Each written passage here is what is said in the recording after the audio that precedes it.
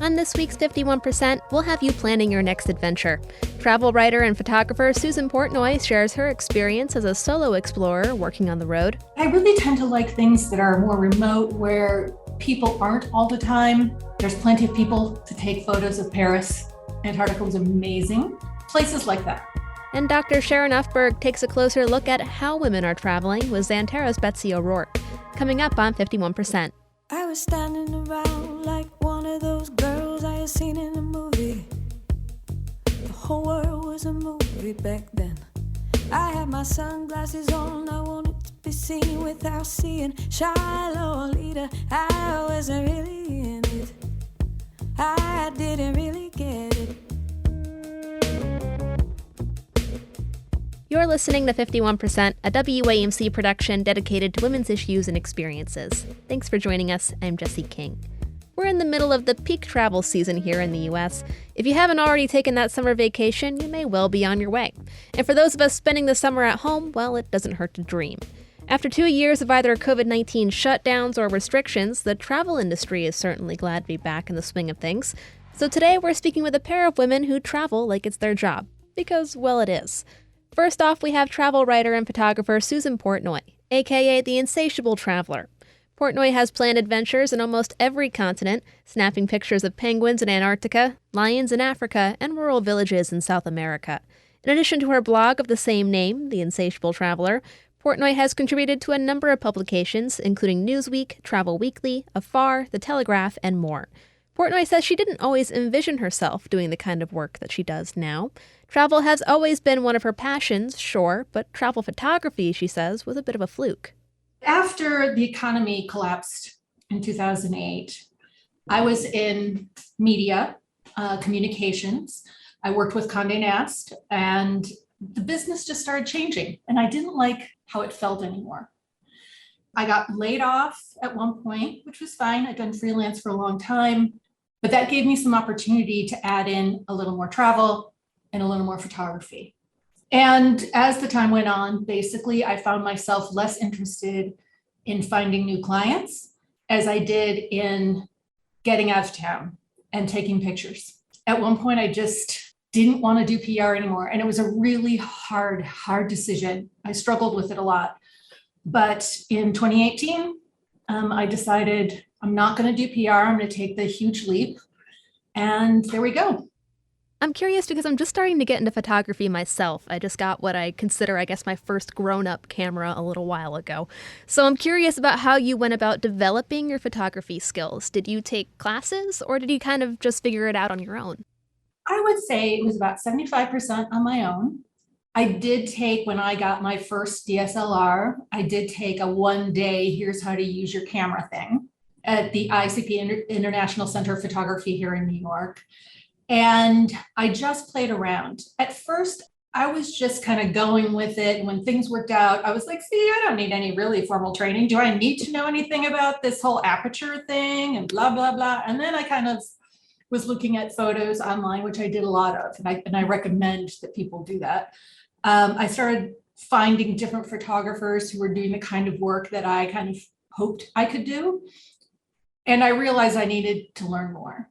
So I've tried to take a workshop with someone I admire at least once a year to hone it, but then the rest has really been up to me to make a lot of mistakes and find those things that work. So where have you been so far? What are some of your top destinations? Well, I always love African countries. I'm a big wildlife lover. So Kenya, the migration is big on my list. But I really tend to like things that are more remote, where people aren't all the time. There's plenty of people to take photos of Paris. So I like going to places with indigenous cultures or something interesting. I love remote, so Manitoba, Canada for polar bears. I just came back from Peru, but the mountains outside of Cusco, about 3 hours outside of Cusco, where a Quechua community was very kind to let me spend some time with them. Things like that. I like to do the different, the little strange. Antarctica was amazing. places like that. What kind of planning goes into these trips? Because I feel like it's one thing to go to a city where there's a lot of like resources and places to stay and ways to enter even, but you're going to some pretty remote locations. So what are your travel planning tips? How does that work getting from A to B? Sure. And it's going to be a little different for the average traveler than my situation where I'm working with, let's say, the tourism board and things like that on a project. So they are involved a great deal in providing me options or giving me information. So from a regular traveler's perspective, it really takes time to do some research, more than just the Wikipedia of travel. I always suggest that people look at the tourism website. So Podunk, wherever, tourism, Google it, and you'll find something like that. And the reason I start there is they'll give you kind of a broad overview of the coolest things. And it helps you to start honing it. I like that, I don't like that. Okay, let me start looking more towards that thing. So that really helps. And then, of course, social media, right? I mean, asking your friends, that's obvious, but Facebook groups have some great ones for almost everything. Travel and photography, just travel, specific locations. So it's all about really doing the research. And then how to get there really kind of falls into place. When it comes to solo travel, do you have any advice on that front? I feel like there's a lot of women who may be interested in solo travel, I think myself included, but there's always that hesitance because, the world is a scary place.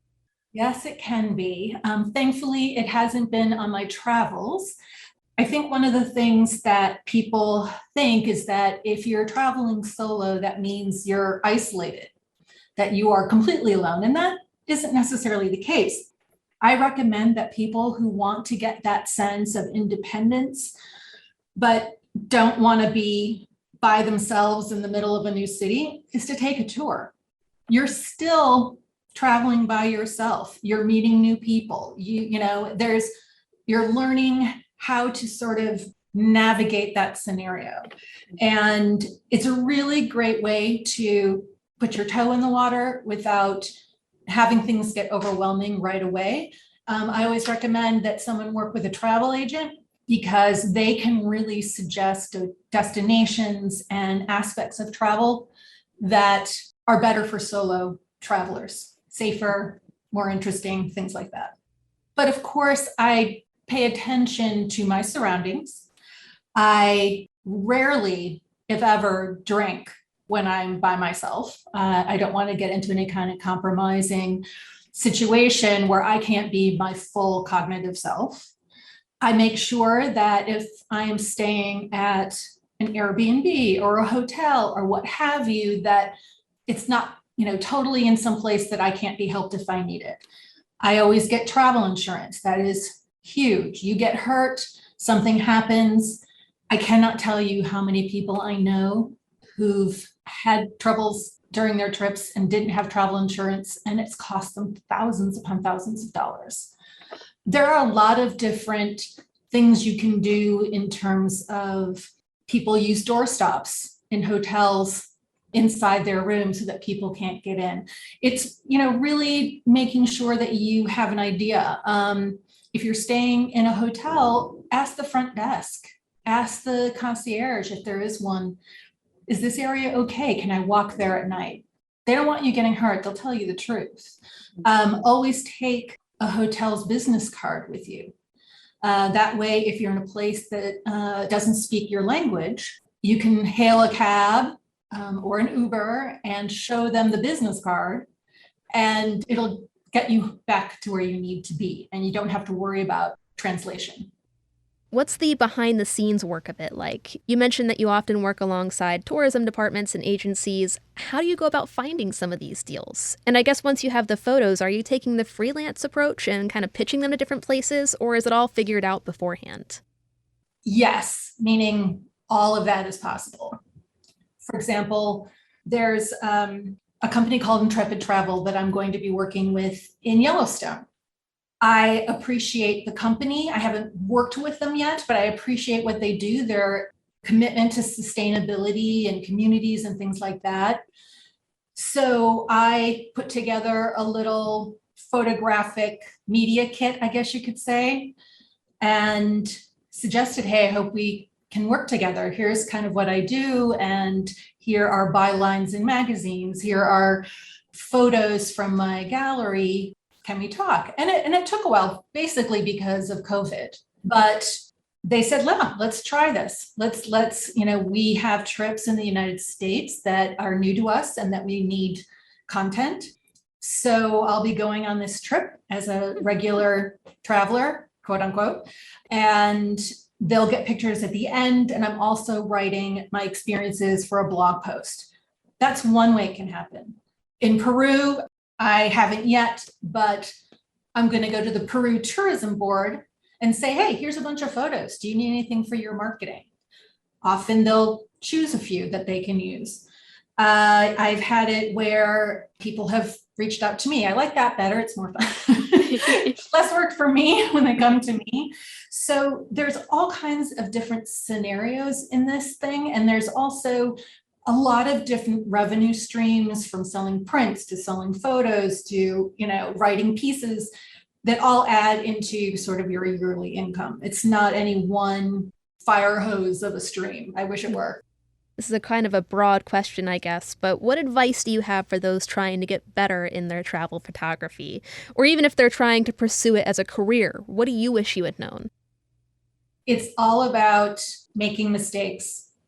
And it sounds so cliche, but it's so true. I look at photos. You want to start looking at different types of photos, different angles, different lighting, and train yourself to try to see those things in your environment. At first, you can copy lighting and say, okay, this was done at a window just like this. And you understand how to take that photo. And then later on, you'll put your own spin to it. Being better is really just about doing it. I mean, I can tell you during COVID, I wasn't out and I got really rusty. The first thing I did, I was like, what's this camera? It was very hard. I wasn't as fast. I was a little out of practice on my manual operations. Anyone can kind of lose their edge. So if you want to be better at travel photography, you want to make sure that you're playing with it, but also recognize that travel photography is really like saying it's everything photography. If you're with people, it's portraiture. If you're, out in Yellowstone, it's going to be landscape, and on and on and on. So you really want to have some kind of proficiency in these so that you can, for yourself, have the kind of images you want. As a professional, I have to practice things that I don't feel as comfortable with, or maybe are not my favorite, but I need to be able to offer that option to a client if the destination calls for it. One thing that I am so happy that I did is that in my corporate field, I saved money. I went freelance and full-time in this career at the end of 2018, which meant I just got going in 2019 before COVID. I really didn't have a lot of time to, move and shake. I'd made all these great trips and things like that. If I hadn't had money to dip into, I really would have been screwed. And I can't tell you how many friends, whether it's in photography, travel writing, or what have you, who didn't think about the future, had a really rough time. But who in a million years thought the concept of traveling would stop? It's bizarre, but you've got to prepare for the bizarre. And I'm, really glad I did. I don't love that I had to go into my savings, but at least I had it.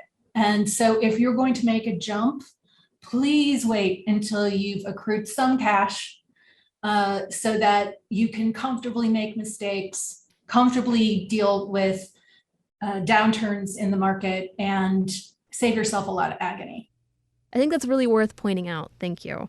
Is there a trip that particularly sticks out to you, or a moment where you finally got that photo you were looking for? Yes to both. To answer the first question, I love different locations for different reasons. There's not, this is the, penultimate place. I have really enjoyed polar regions because they're so surreal. And I like that idea. And because some of the coolest people and animals live in those areas. As I mentioned, I adore Africa and Kenya and Botswana and all the wonderful sites that you can have there. For people, I had an amazing time in Mongolia with Kazakh nomads in the Altai Mountains. So it depends on sort of the subject, and then I can probably come up with the favorite place thus far. A lot of times it ends up being the last place I was in. You know, the one thing about travel is there's always something new to see and something new to think about. And with photography, that's a given. You want to try to find ways to make sort of the average thing or even a fabulous thing, but you want to shoot it in different ways so that you can kind of put your own personal style and spin on it. You know, so it keeps you looking and keeps you thinking. Susan Portnoy is a freelance travel writer and photographer. She's got more tales of adventure, photography tips, and gear reviews on her blog. That's theinsatiabletraveler.com. You can also find some of her work on Instagram at insatiabletraveler. Susan, thanks for joining us today. You got it, Jesse. Thank you.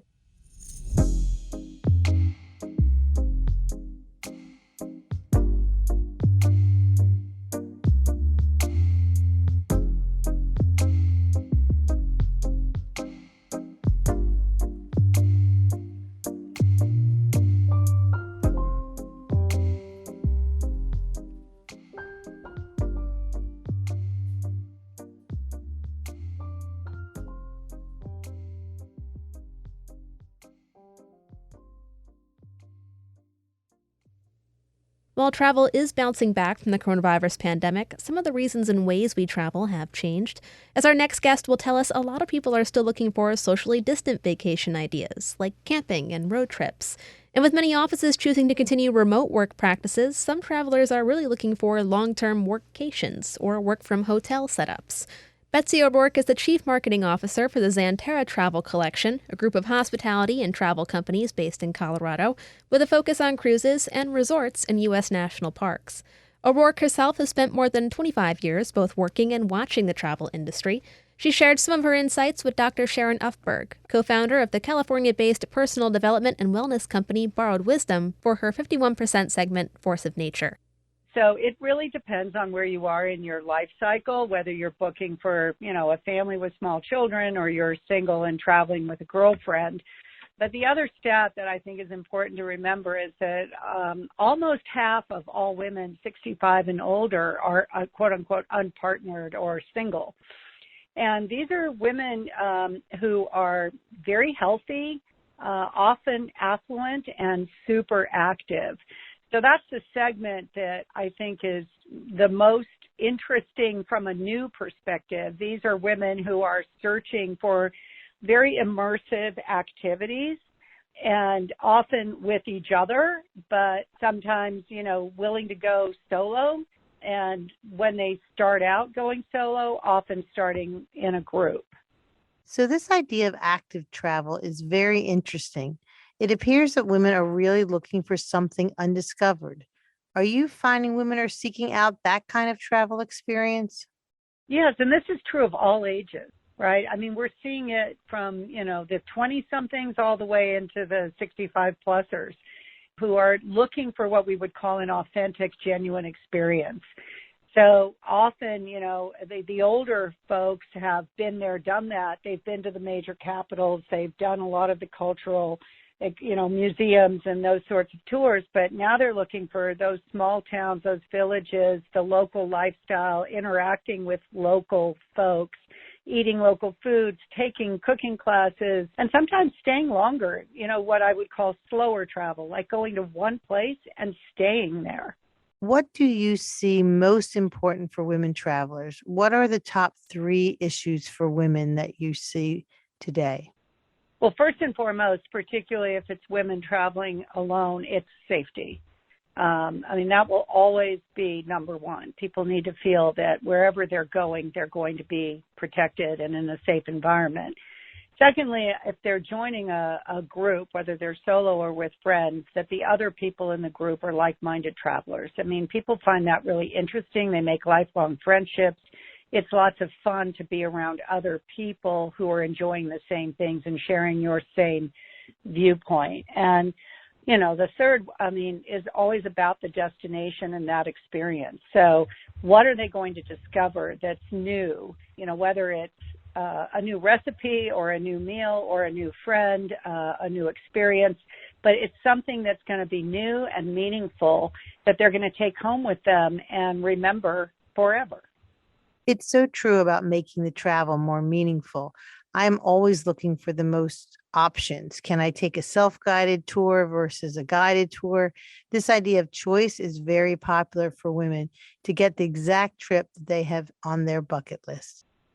It's really true. It's a great point. Choice, right? And we've tried to provide choice all in every one of our experiences. So if you're on, and actually it's interesting that you mentioned self-guided because we introduced self-guided hiking and self-guided biking in the last couple of years. And they've both taken off because for many people, they would rather do their own thing, but again, have the comfort of having someone transfer their luggage and a phone number to call if, they need anything, and they get, route maps all figured out for them. So the hard work of planning is taken care of. And then while you're on the trip, you have this backup, but, they're choosing to be with their own group without mixing into people that they don't know yet. So it's been a very, very popular thing. And we also find this in cruise, right? On our Windstar cruises, these are small ships and we find that people really mix and mingle, but we have lots of choices in terms of shore excursions from, private shore excursions to those that have, small groups to those that are a little bit larger. There are 3 different types that you can choose. And some people just choose to literally not get off the yacht and use the sports platform and swim and hang out all day. So it's you design the vacation that makes the most sense for you. I know that part of your travel collection is the national parks lodging. I'm wondering if you could talk a little about the popularity of the national parks, even more so since the pandemic, and what has changed in that particular travel market. Well, first of all, in the past couple of years, because our borders have been closed, there are no international or very, very few international visitors. So it is primarily Americans. And as you said, driving trips have always been, the most favored form of transportation. And in COVID in particular, because, you have more control over your environment. And control is a very important part of travel during COVID in particular. These parks are they're gorgeous. There's so much activity. There's history. Depending on what kind of a traveler you are, you can be as active and take, some very serious hikes to, just following lovely paths along a river that aren't, difficult at all. So people can design their own trips, and we provide a lot of advice, but it gives people, to your point backwards on choice, you can choose how you want to spend your time in any of our national parks. When you discuss the national parks, I assume the labor shortage has greatly affected the national park staffing. Can you also touch on the job opportunities for women in the workforce in the travel and tourism industry today? Sure. Well, on the first point about labor in the parks, this is true of all of hospitality. It's been a really tough time. Hiring folks, and particularly to live in remote locations. And we've in the past benefited from having a number of international students who come on limited time visas and work in the national parks for the joy of being able to work in such a special setting. And in their off time, they're out, fishing, hiking, boating, etc. So, yeah, it definitely had an impact on our services. The other thing that was interesting is what sold first is campgrounds and RV sites. And again, this goes back to this idea of control. Usually our rooms sell first, but in many locations, we actually saw the campsites and RV sites go first.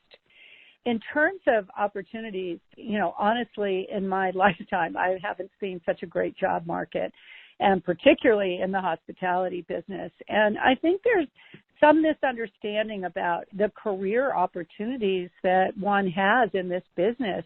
I mean, there are stories after story of people who started, working at a front desk or as a bellman who go on to be the CEOs of the whole company.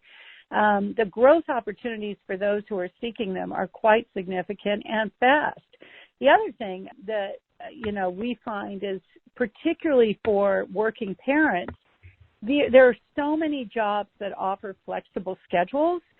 And that's a real benefit to many working families, so that people can choose shifts that work for them, whether they're part-time, full-time, or sometime in between, depending on the hours that you have available. So I encourage people to look at travel and hospitality. I've spent my entire career in it, and I feel so lucky to have been part of this industry. Do you have one last piece of advice for a woman listening that may be interested in a career in the travel industry? What would you tell her? Oh, gosh, that's such a broad question. I mean, literally anything you want to do exists in this business. I mean, I came up through PR, sales, and marketing and promotions. I came up on that side. But my very first job was working at a resort hotel, the Hilton Hotel in Malta, and I was in guest services, and it was that I got hooked. So I started at the property level, and then, decided that was what I wanted to do, and moved into a role, an entry-level role at a corporation. But there's so many paths. I mean, whether it's in conference services or in guest relations or operations, in a hotel, but, fast forward if you want to be a guide, for a tour company, or you want to be somebody who's working in food and beverage. Every functional area exists within travel and tourism. But the wonderful thing about this industry is, that everyone who you're serving as a guest is getting a direct benefit from your product. They're learning and growing and experiencing something new. There's something so fulfilling about that. That was Betsy Oberg, Chief Marketing Officer for Xanterra Travel Collection. And this is Dr. Sharon Ufberg on Force of Nature for 51%. You've been listening to 51%. 51% is a national production of WAMC Northeast Public Radio. It's produced by me, Jesse King. Our executive producer is Dr. Alan Chartock, and our theme is Lolita by the Albany-based artist Girl Blue. A big thanks to Susan Portnoy, Betsy Oberg, and Dr. Sharon Ufberg for taking part in this week's episode. To learn more about our guests and the show, check us out at WAMCpodcast.org. We're also on Twitter and Instagram at 51% Radio. Let us know what you think, and if you have a story you'd like to share as well. Until next week, happy trails. I'm Jesse King for 51%. I was every single girl, I was nobody else, I was so sure of myself. I was 15 and a half, he was a hollow laugh. And I lost my cool somewhere along the way. The nightmare down the hallway, I had to learn how to look away. I lost my cool, no electricity, hot rain on the concrete, sweet melting little girl dreams. They said, oh, I want a big life, not a house that could have been like. Where are you taking me? Where are you taking me?